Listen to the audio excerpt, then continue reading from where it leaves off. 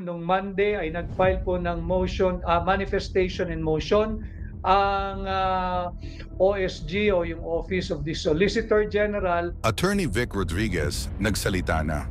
Bago tayo magpatuloy, kung hindi ka pa nakasubscribe sa ating channel, mag-subscribe na para sa ating future update.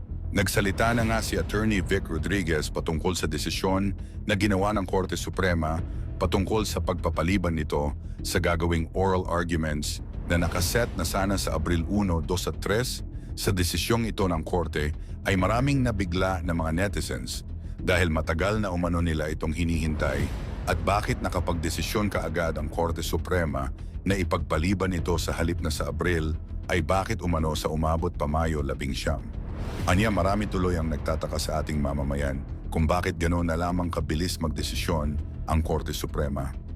Dagdag pa ni Attorney Vic Rodriguez na hindi dapat umano mataas pa ang posisyon ng ICC kaysa Korte Suprema ng ating bansa dahil may justice system naman raw tayo na gumagana sa ating bansa. Dagdag pa ni Attorney Vic Rodriguez, kaya umano nagbubuklod-buklod ang mga mamamayan dahil sa hindi na tama ang ginagawa ngayon ng kasalukuyang administrasyon. Samantala naglabas naman ng bagong kautusan ang Kamara upang e-contempt ang iilang mga kilalang vloggers na bumabatikos sa administrasyon ngayon. Ang pagpapatahimik umano sa iilang taga-suporta ni PRRD ay isa umanong tahasang pagkitil sa karapatan ng bawat mamamayan sa malayang pamamahayag. Ngayon dinagdag rin ni Attorney Vic Rodriguez na huwag umanong kalimutan ng mamamayan ang bicameral report na naging usap-usapan noon. Ngayon upang ating maunawaan ang buong kwento ating panoorin ang buong pahayag ni Attorney Vic Rodriguez. Ng Korte Suprema, na-move na po mga kababayan ang hearing tungkol sa ating petition to declare the 2025 national budget as unconstitutional from April 1, 2, and 3 sa Baguio. Ito po'y na-move na sa May 19. May 19 o isang linggo matapos ang nalalapit na halalan. Yan po yung naging kapasyahan ng Korte Suprema. Hindi na po matutuloy yung oral argument na nakatakda sa April 1, 2, and 3 sa Baguio. Bagkos ito po ay nausog na sa May 19 o isang linggo matapos ang May 12, 2025 midterm election at na-postpone nga po ito dahil na rin sa hiniling na motion ng OSG. Alam ho ninyo, napakahalagang usapin pa rin malaking usapin yung ating kampanya to bring back Tatay Digong home. To bring home Tatay Digong, napakalaking usapin at kampanya po nito. At ang ating pong audience dito ay yung mga banyagang maestrado na hanggang ngayon ay sinasabi natin wala dapat jurisdiction sa pagkatao ni Pangulong Duterte. Subalit, we will deal with what we have. Nandun na po ngayon sa The Hague o sa Netherlands si Pangulong Duterte, kaya ang ating audience ay yung ICC. Marami pong nag-message kahapon pa hanggang sa ngayon na kung ano-anong komento na may nagsasabi doon na eksperto na tila hindi naman siguro pinagbabawalan kundi cautioning lahat ng nagmamahal kay Pangulong Duterte na maging marahan, maghinay-hinay sa mga komento sa social media dahil daw po baka mainis yung mga maestrado diyan sa ICC at hindi makatulong sa kaso ni Pangulong Duterte at makasama pa. This is just my personal take. Yung mga nagsasabi niyan, sa tingin ko it's a form of gaslighting sapagkat nakita nila yung backlash, nakita nila yung pushback ng napakaraming Pilipino, hindi lang po sa Pilipinas, kundi sa buong mundo. Nakita nila na pati yung mga traditionally ay hindi naman supporter ni Pangulong Duterte, ngayon po'y nagsasalita na, hindi dahil sila po'y na-convert na maging supporter ni Pangulong Duterte. Subalit, higit pa dyan, nakita kasi nila na ang nakataya po dito ay ang soberanya na ng ating bansa, ang pagrespeto sa ating saligang batas at ang supremacy dapat ng Korte Suprema ng Pilipinas over the jurisdiction of the ICC. The ICC can never be higher in terms of rank sa ating Korte Suprema. Hindi pwedeng mas mataas ang ICC sa ating Korte Suprema. Kaya dumarami po yung higit na dumarami pa yung mga nagsasalita at sumusuporta kay Pangulong Duterte. Hindi po dahil na-convert silang supporter ni Pangulong Duterte. Mas maraming Pilipino ho ang nakakaunawa na ngayon kung ano ang nakataya sa usaping ito. Imaginein mo, kababayan mo, kapwa mo Pilipino, pusigit pa riyan dating Pangulo, ay basta-basta na lamang napunta sa kamay ng banyagang jurisdiksyon, ng banyagang korte, nabibistahan, lilitisin ng banyagang taga-usig at huhusgahan ng banyagang maestrado. Kaya po higit nagbubuklod-buklod ang mamamayang Pilipino sapagkat alam naman natin na mali na itong nangyayaring ganito. At tutungo po tayo dyan, bagamat ay napakahalaga, mahalagang usapan din po at huwag ninyong kakalimutan yung ating budget hearing. Yung hearing po patungkol sa unconstitutional 2025 budget. Na-postpone niya po, subalit let me just refresh your mind kung bakit umabot sa Korte Suprema ang kasong ito. Matatandaan po ninyo nung January ay ipinakita po namin sa inyo ni Congressman Sid Ungab ng 3rd District ng Davao, kasama po namin noon si Pangulong Duterte, yung napakaraming blanco diyan sa kung tawagin ko nga ay Vice-Cam report. Vice-Cam sapagkat talaga namang pang-scam ito sa sambayan ng Pilipino. Mantakin mo, yung pundasyon, yung haligi ng ating taunang budget, yung Vice-Cam report. It contained 28 items in blank, consisting of around 12 pages.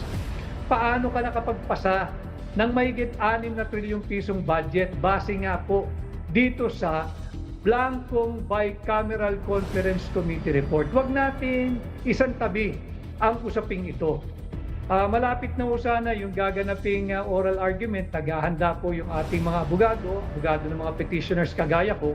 Subalit ito po ay na-move into a later date. Gagawin na po ito ng May 19. Magkaganoon pa man, mahalaga na pag-usapan pa rin ho natin, not only because ito ay napaka-importanting usaping panlipunan, kung hindi, maging gabay din ninyo sa inyong pagpili. Hindi lamang ho ng senador, pati ng inyong mga congressmen. Tatandaan ho ninyo, napakahalaga ng national budget. Hindi natin pwede itong isang tabi o bigyan ng maliit na importansya o halaga sapagkat yung national budget ho is the financial blueprint. The national budget is the financial blueprint of our national development. Ito po yung mapa, yung roadmap kung saan tayo dadalhin ng ating gobyerno. Kaya nga natin dinala ito sa Korte Suprema sapagkat yung blueprint, yung financial blueprint of our development, nabuo base sa mga blankong bicameral conference committee report. Pag blanco ho yung ating bicameral conference committee report na siyang naging basihan ng ating national budget na kung tawagin natin ay financial blueprint of our development, anong development ang aasahan mo kung binase ito sa mga blankong item sa bicameral conference committee report? Napakahalaga na pag-usapan natin po yun sapagkat pag sinabi mong blueprint siya ng ating financial blueprint siya ng ating development, nandyan po yung development trajectory ng country's fiscal and development trajectory. Saan ba tayo dadalhin ng ating gobyerno? Nandyan po yan dapat nakalatag sa budget. Pero paano gagawin mo kung yung budget, yung naging pundasyon, yung naging basihan, yung mga blankong bicameral conference committee report? Paano mo ngayon mapoproject yung trajectory mo pagdating sa short to medium term? Kung saan ka dadalhin in the short and medium term yung ating pong development. Panay nga po blanco subalit wala tayong magagawa. Ako po'y I was just reminded by our lawyers dito sa kasong ito, since petitioner po tayo sa kasong ito, iwasan mo ng pag-usapan yung merito at baka naman magalit sa atin ng Korte Suprema. Pinag-usapan ko lamang dito, bakit tayo nagsampa ng kaso sa Korte Suprema questioning the constitutionality of the 2025 national budget. Dahil nga po, nagpasa sila ng higit sa 6 na trilyong pisong budget base sa blankong Bicameral Conference Committee report. Yan po yung nakakalungkot sapagkat isa po sa argumento natin dyan na hindi pwedeng hijackin ng Bicameral Conference Committee yung NEP na sinubinti ng Executive Department through the Office of the President, yung National Expenditure Program. Yung National Expenditure Program, yan po yung pinapanukala ng tanggapan ng Pangulo na ating magiging national budget for the coming year. In this case, yung 2025 budget. Mahalaga po kasi yung NEP sapagkat nandyan din po nakabase yung tinatawag nating Budget of Expenditure and Statement or Sources of Financing. Importante po yun, yung BESF, yung Budget of Expenditure and Sources of Financing. Sapagkat yung budget process po kasi sa Executive Department, nagsisimula po yan sa tinatawag na budget call. Marami pong mga kawani ng gobyerno nakasubaybay sa ating diretsahang pakikipag-ugnayan sa sambayan ng Pilipino. Alam niyo po ito, yung mga kawani ng national government, sa ibang departamento at ahensya, alam ho nila na yung pagpe-prepare o paghahanda para sa ating taunang budget, nagsisimula yan sa tinatawag nating budget call. Pag nag-budget call na ho, halos 6 na buwan. 6 na buwan na masinsing pag-aaral at pagtatrabaho at pagpaprioridad ang ginagawa ng mga kawani natin sa national government. Hindi po yan kung ano na lang maisipan mong papondohan sa Kongreso, ganun kadali. Hindi po. Napakaselan po at napakasino maghanda ng isang tamang panukalang budget para sa parating na taon. Kaya nga po meron tayo yung NEP, yung National Expenditure Program, na ang nakalakip po dyan ay yung BESF, yung Budget of Expenditure and Sources of Financing. 6 na buwan. 6 na buwan pong masinsin at masinop na hinahanda at pinag-aaralan yan. Kaya isa po yan sa ating argumento na nakasumiti po ngayon sa Korte Suprema. Anong ginawa ng BICAM, ng Bicameral Conference Committee? Wala. Sinantabi yung NEP. Hindi na pinansin yung BESF. Naulitin ko alam po ito ng mga kawani ng national government, lalo pa yung nai-involve sa budget preparation every year. Halos 6 na buwan po nilang sinisinop yan bago isumite ng tanggapan ng Pangulo, in this case ni Bongbong Marcos sa Kongreso, yung kanyang panukalang budget for 2025. At nakikita naman ho natin, live pa nga ho yan sa mga social media, hindi ba? Sa YouTube, nagkakaroon ng budget hearing. Budget hearing. Nagba-budget hearing, may budget defense. Ang kada departamento, kada ahensya ng gobyerno.